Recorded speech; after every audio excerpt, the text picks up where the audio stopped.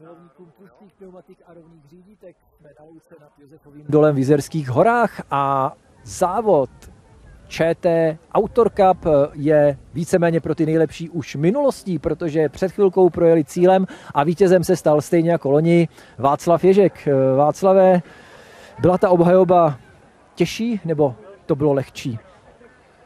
Tak ze začátku jsem byl docela dobře, odjel jsem v podstatě hnedka na přehradě, tak nějak nečekaně a říkal jsem si, že to je nějaký jednoduchý dneska, ale ke konci už mi pěkně docházely síly.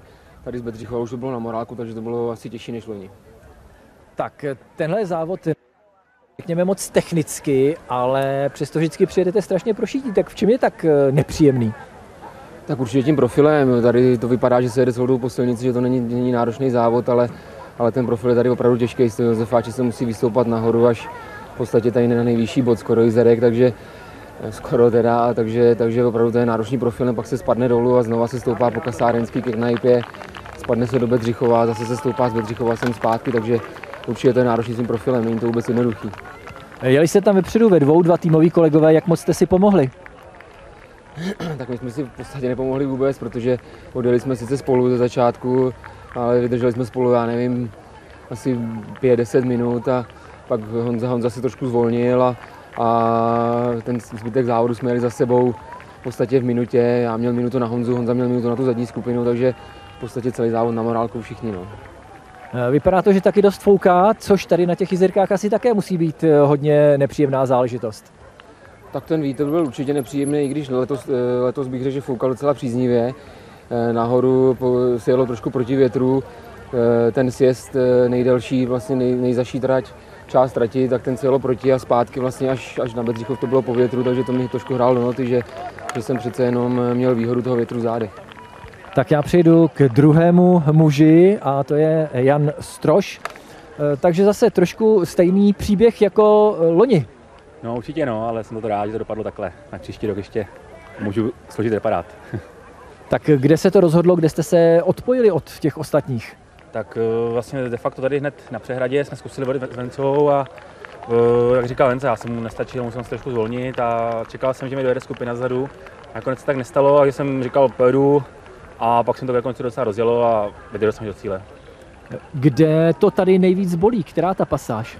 Tak mě to dneska bolelo prakticky celý závod, ale zřejmě ten úsek okolo Bedřichova a tam to je docela náročný a takže ten Bedřichov je určitě nejtěžší asi tady. No. Jak si to tady vůbec člověk může užít? Vůbec může vnímat tu krásu kolem, nebo je tak hotový, že prostě jenom kouká 2 metry před přední kolo a modlí se, aby už byl v cíli?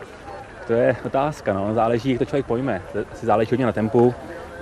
Nevím, jestli první si to užívají úplně a jsem dneska teda užil, že jsem byl druhý, ale kdybych jel třeba zaději trošku, tak bych se určitě pokochal víc. No a třetím mužem v cíli Jiří Novák. Tak Jirko, třetí místo je důvod ke spokojenosti? No, to je otázka. Trošku spokojený jsem, ale ve výsledku si myslím, že jsme to trošku jakoby takticky podcenili a nechali jsme se vlastně Vencu Ježka a Honzu Strože, který nám vlastně potom ukázali, jak se tady jezdí v Jizerkách a my jsme nebyli schopni je vůbec dojet a to jsme točili v 5-6 lidech a bez šance. No a ty jsi téměř domácí. Téměř domácí, ano, a Jizerky hodně jezdím, ale abych se přiznal, tahle trať není moc na mě. Já na těch rovinách mám problémy, protože já jsem spíš vrchař a tady ty roviny to pro mě není. Tak je to souboj, závod na konci sezóny, kdyby to mělo být na pohodu, užít si to, rozlučka a přijel si do cíle a zase si byl v podstatě polomrtvý. Je to pravda, no, já bych tady ten závod někdy chtěl užít, ale vždycky se tady jede opravdu na krev a tenhle rok zase nebyl výjimkou a závodí se tady úplně naplno. Tak asi ten profil a vůbec celá ta trať asi vyváží to, že to zase není tak technicky náročné, že v podstatě je to hodně těžké. Je to hodně náročný. Foukal hodně vítr a ty roviny opravdu jezdím na těch nahořských kolech kolem 35 a to je šíleně do tahu, je tam hodně vatů a je to opravdu náročný. Tak co příště, když to letos nevyšlo? No, už by to chtělo trošku se podívat víc a Venca vlastně ještě obhajuje tady a už by to chtělo se sadit. Tak to byli 3 nejlepší závodníci 18. ročníku ČT Outdoor Cupu, nejmasovějšího závodu horských kol a rozlučky s celou mountainbikovou sezónou tady v Jizerských horách v Josefově dole.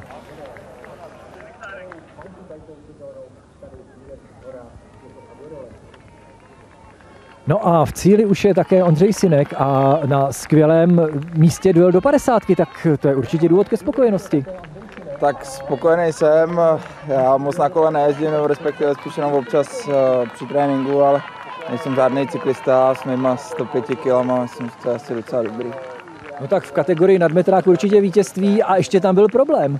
No, posledních tady, já nevím, kolik to je kilometr, možná kilometr a půl z kopce, jsem přes šutry bodnul kolo zadní a jel jsem to celý na prázdným, ale už to bylo kousek, tak už jsem to neřešil. Tak ono se to zajídá, 63 km, jezdíte těch 500 kiláček na té vodě, vypadá to tak jednoduše, ale asi to bude stejná dřina. Dřina je to jiná, u nás se jede pořád naplno, tady je to takový, že se občas dá i odpočinout, je to takový víc vytrvalostnější, ale šlo to, posledních 15 km jsem měl trochu křeče, tak mi to tam trochu ujelo, protože jsem byl v takovém velkém balíku, takže třeba příští rok. Ale nevypadá to na přestup roku, asi zůstanete u vody. Jo, cyklista ze mě nebude, jak jsem říkal, s mojí postavou to vůbec ani nepřipadá v úvahu a na té vodě mi to jde líp. Díky, tak to byl světový šampion a já přicházím k první ženě, která dorazila do cíle, Jitka Škarniclová. Jitko, tak jak se jelo? Trošku špatně, byl to takový boj sama se sebou, protože teď posledních 14 dní pro mě nebylo úplně ideální po zdravotní stránce. Trošku ten start jsem promeškala, byla jsem trošku víc vzadu, ale stále jsem se posouvala dopředu, navíc jsem chytla výbornou skupinku a i pánové mi pomohli, takže já myslím, že průběh závodu dobrý. Jak to tady ženskou bolí, protože i chlapi si stěžovali, je to pro ženu ještě horší? Strašně moc to bolí, přece jenom my jsme lehčí, takže na těch rovinách musíme o to víc makat, abychom uviseli pánům v háku.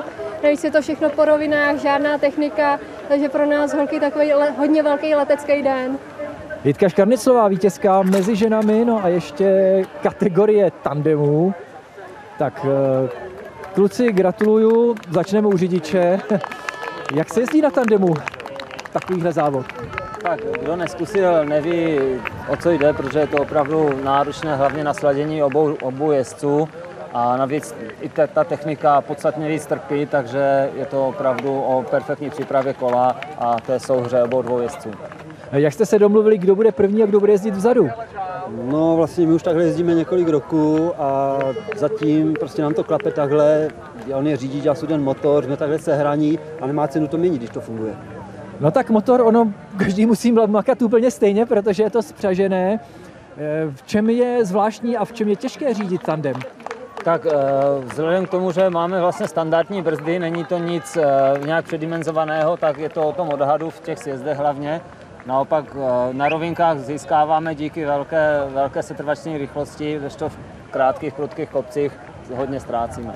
Tak já teda, když jsem jezdil na motorce jako ten vzadu, tak jsem z toho trošku vyšiloval, jak se jezdí vzadu. To musí být důvěra v toho řidiče.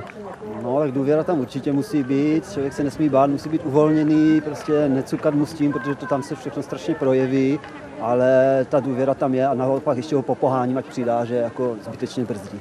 Tak jak jste spokojeni se svým výkonem, protože jste přijeli hodně mezi těmi nejlepšími?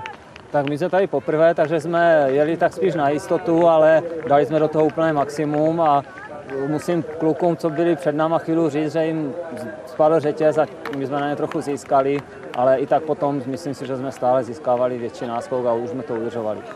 Tak poprvé přijedete zase? Má ten závod opravdu pro vás velkou přitažlivost? Tak je to na tandem celkem jak dělaný, protože nejsou tady žádný technický sjezdy jak na velkých maratonech. Je to takové jezdivé, rychlé, což na toho tandema je ideální, takže myslím si, že za rok tady určitě přijedeme zkusit obhajovat. Tak taková byla exkurze z cílového prostoru 18. ročníku ČT Outdoor Cupu a já se s vámi těším ještě jednou na viděnou a naslyšenou ve 14 hodin a 45 minut, kdy to všechno ještě jednou probereme, zhodnotíme a už tak nezávazně si budeme s těmi nejlepšími závodníky povídat.